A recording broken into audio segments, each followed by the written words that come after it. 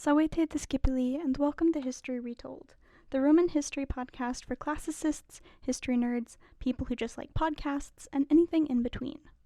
I'm your host Namazani, and without further ado,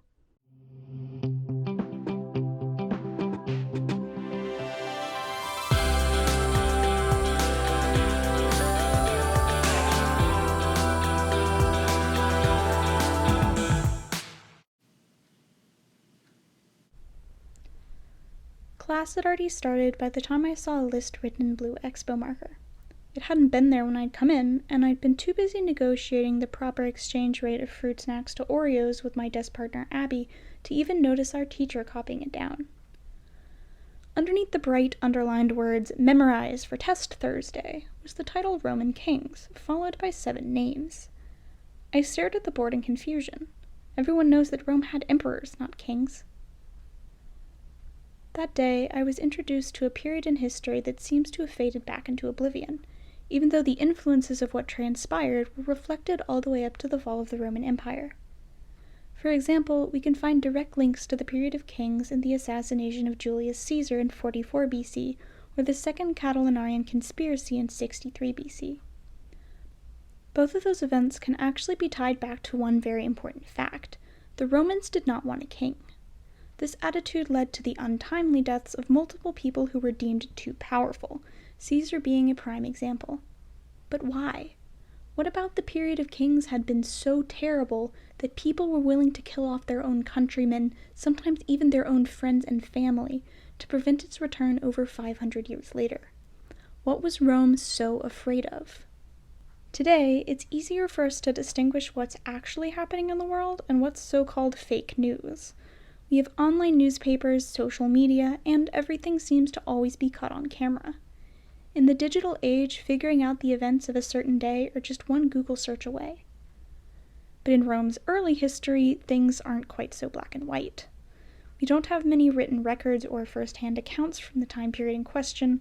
All we have are local legends and stories that were passed down from generation to generation. Sure, we can corroborate some of the details, but there's also a lot we can't account for. That means that everything I tell you has to be taken with a grain of salt. Whether or not you choose to believe that Romulus was actually sucked up by a fiery cloud sent by his father, the god Mars, and transported to heaven instead of dying a normal, natural death, is your prerogative. Now, I cannot think of many times in history where an author has been asked to write state-sponsored fanfiction. In fact, I can really only think of once, when Maecenas, political advisor to the Roman Emperor Augustus, commissioned the poet Virgil to basically compose his own headcanon AU. It sounds like I'm making this up, right? I'm not.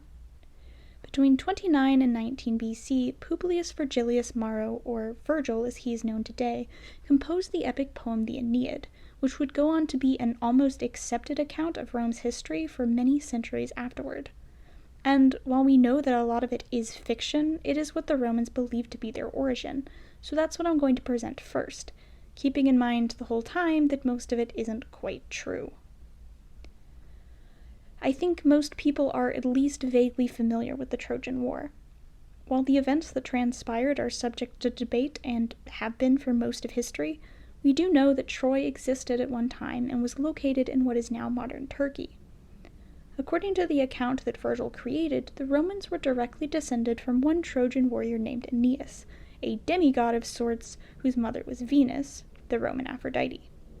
Following his homeland's destruction, Aeneas sets out on a perilous journey not unlike the journey of Homer's Odysseus to fulfill a prophecy that he would found a new city in Italy. After surviving his long wanderings, which, according to Virgil, were complete with divine intervention, a trip to the underworld where some guy talks about how Julius Caesar will exist in the future and do a bunch of great stuff, lots of monsters, and a queen who falls so in love with Aeneas that she kills herself when he leaves, the Trojan survivors then go on to fight a war against a group of people called the Latins, which they win, obviously, because Aeneas and his crew are like the greatest people ever. At this point in the story, people start debating who actually did the founding, Aeneas or the ever-famous Romulus. In order to keep things simple, we'll just go with the hybrid version where the answer is sort of both in different ways. According to Virgil, Aeneas and his people settled near the current city and founded a place called Alba Longa. A couple generations later, Romulus came along and founded the Rome we can still see pieces of today. And while Virgil's tale is one of heroism and provides the Romans with something to be proud of, the legends surrounding Romulus are much less flattering. Certainly, like Aeneas, he was supposedly the child of a god, in this case the god of war, Mars, which speaks to their desire to claim divine heritage, but his story is violent and, for lack of a better word, very sketchy. We look to another author, Titus Livius, or simply Livy, who wrote an entire history of Rome beginning from the moment Aeneas set foot on Italian soil to the transition from republic to empire. It's prudent to remember that this book, originally titled in Latin Ad Urbe Condita Libri, or Of the Founding of the City, was finished in 9 AD. That's a long time after the existence of the Roman kingdom, and before Livy, I don't really know how many, if any, historians were actually writing this stuff down. Before Livy, we're basically talking about history being recounted by word of mouth, over a period of 500 years. It's not too much of a stretch, then, to recognize that some of this could be fiction. We just don't know which parts are actual real events and which parts are less legit. Livy even titled the first book The Earliest Legends. So, after landing, and some say conquering, some say forming an alliance with the Latins, Aeneas marries the king's daughter, and they have a son named Ascanius. The Trojans and the Latins fight a bunch of different tribes together, during which Aeneas is eventually killed and buried next to a river. Ascanius takes the throne and is succeeded by his son Silvius, who has 2 more sons. Then there are 5 more generations, which are pretty insignificant, so I won't list them here.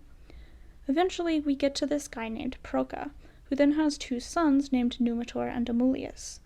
Amulius throws Numitor in jail so he can have the throne, kills all of his sons, and makes his daughter, named Rhea Silvia, a Vestal Virgin.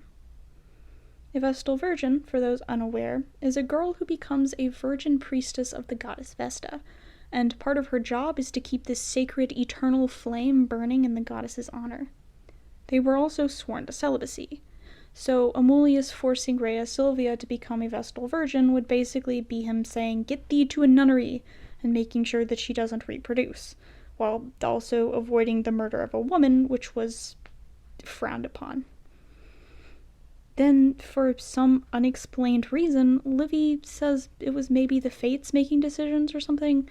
Mars comes down from the heavens and sexually assaults Rhea Silvia and gets her pregnant.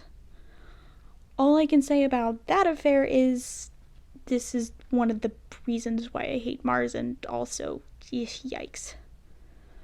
Mars then apparently sits by and does absolutely nothing while Rhea Silvia is thrown into prison and her twin sons are chucked into the Tiber River. Classy. Real classy. As if the story couldn't get more ridiculous, the twins, Romulus and Remus, were rescued from the river by a female wolf from whom they drank wolf milk, I guess, until a farmer found them and raised them to adulthood.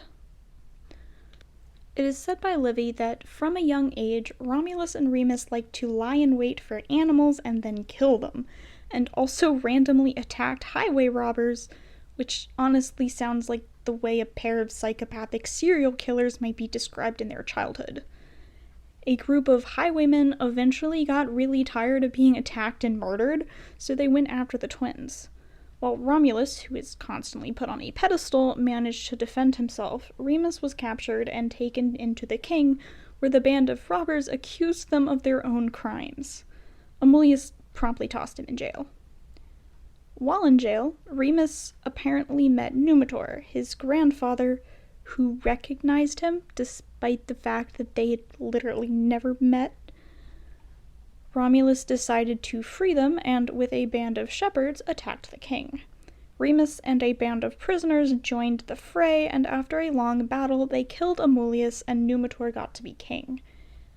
Yay. That was so long-winded and I'm not even done. As a side note, I should add that all these kings are kings of Alba Longa, not Rome, so we haven't even gotten to the Roman kings yet. We're almost there, I swear. After that whole situation, the twins decided that they wanted a city of their own. Romulus went and built like a fortress thing on the Palatine Hill. Remus went and built himself a fortress thing on the Aventine Hill, and they both proclaimed themselves the king. Don't worry, they'll handle it like mature adults. I wish. Romulus murdered his own twin brother for the throne, in the most immature way possible. Basically, Romulus had started building some little tiny walls to start a fortified town, and for whatever reason, Remus jokingly jumped over them. This was apparently a perfectly good reason to stab him, and after doing so, Romulus apparently proclaimed, "So shall it be henceforth with everyone who leaps over my walls," and then decided that he's the king now. Now, here, insert like a montage of a bunch of ancient dudes running around and building a city and fighting people. This is the founding of Rome, which Romulus aptly named after himself. He ran into a problem, though. His city was made up of men, most of them thieves and murderers and other such criminals, with no women to be found. Ever the diplomat, Romulus decided to invite everyone from the surrounding cities to a festival where they were distracted, wined and dined them, and then, after giving this signal, the young men of Rome swooped in and abducted all of the women, the majority of whom were from the Sabine tribe. This event was called the Rape of the Sabine Women. The women were, of course, distraught until Romulus gave some kind of speech, and then somehow they were all suddenly fine with it. Right. That must have been one hell of a speech. Of course, the Sabines and other people were not happy about this, and many years of war would follow. Eventually, after sufficiently clobbering his enemies, Romulus was then apparently swept up into a fiery thunderstorm by his father Mars, and carried up to heaven to become a god instead of dying. I'm gonna go out on a limb and say that probably didn't happen. So, Romulus was the first Roman king, and despite all of the, I'm not gonna swear on this, not very nice stuff he did, apparently he was a hero and not the reason that the Romans hate kings. Numa Pompilius was the second, and for the most part it's hard to distinguish what exactly he's supposed to have done. He's credited with creating a lot of the religious establishments and keeping the peace, but a lot of information on him gets mixed up with Romulus. Number 3 is Tullius Hostilius, who, true to his name, started a lot of wars and had a ton of military conquests. I suppose he really got the ball rolling because, as we'll see later, Rome really liked to conquer stuff.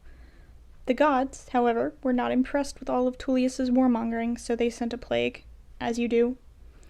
When the king asked Jupiter for forgiveness, he was then smitten down by a bolt of lightning and died. Once again, I cannot exactly verify the historical accuracy behind that particular account. Ancus Marcius came next, and is pretty unremarkable. He built a bridge over the Tiber, though, so that's cool, I guess.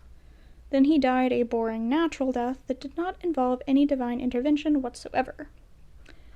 Tarquinius I was a gigantic jerk. Apparently, he was supposed to be the guardian over Marcius's children when the latter died, but he instead exiled them and then manipulated the Senate into making him the king. Perhaps somewhat fitting, he is credited with creating the sewer system. Servius Tullius succeeded him and created a constitution that designated new social classes, but he was then assassinated by his daughter Tullia and her husband Tarquin. Earlier I asked the question, what was Rome so afraid of? And now we've reached the answer. The seventh and final king, Tarquinius Superbus, or Tarquin the Proud, strengthened Rome's absolute monarchy, which he held in place with violence and bloodshed. There are a few occasions in history that we will call a reign of terror, and the rule of Tarquin is certainly one of them. Certainly, he was responsible for establishing Rome as the leading military power in the region, and his campaigns of further expansion firmly cemented their place in history. But for all of the good he did, his tyrannical and bloody rule would haunt the Roman people until the fall of the empire in the 5th century AD.